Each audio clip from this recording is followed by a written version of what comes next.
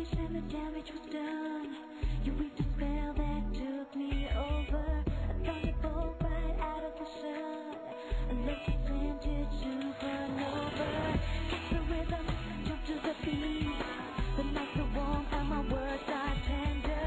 Can't escape it, feel the I've always believed with my shows that, in the main, that it's great to try and sort of bring forward the boundaries of the musical.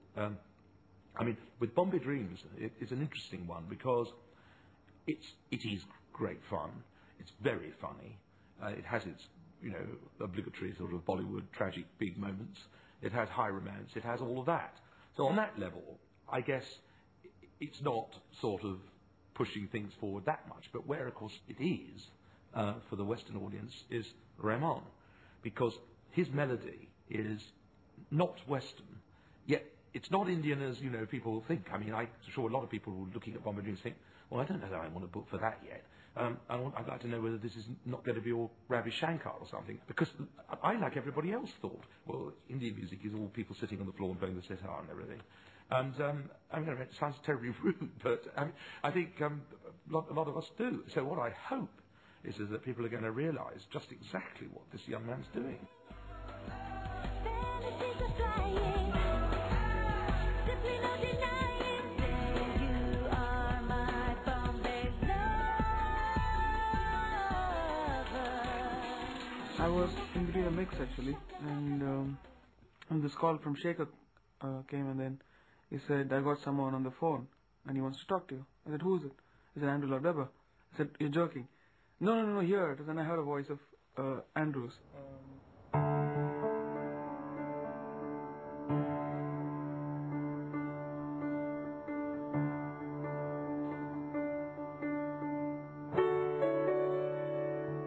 So then after 2-3 months I made a trip to London, and then that's when all these things happened, and Andrew asked me whether I was interested in doing this musical. And I said, of course, because I've been an admirer of Andrew Lloyd Webber's work, like Evita and Phantom and all this stuff.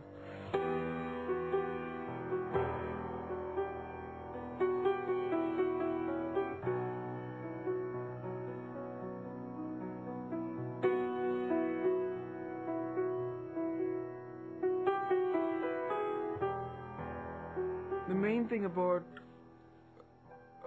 Andrew is, I've never seen a composer who's so generous in, in appreciating music of another composer.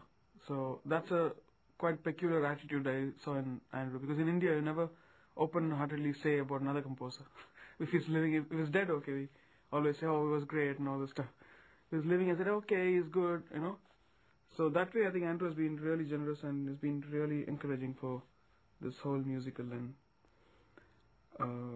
which triggered off and which has become so exciting now.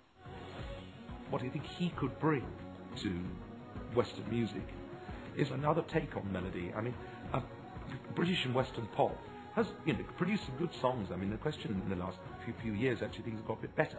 I think he's got all of that, but it's coming from a different place.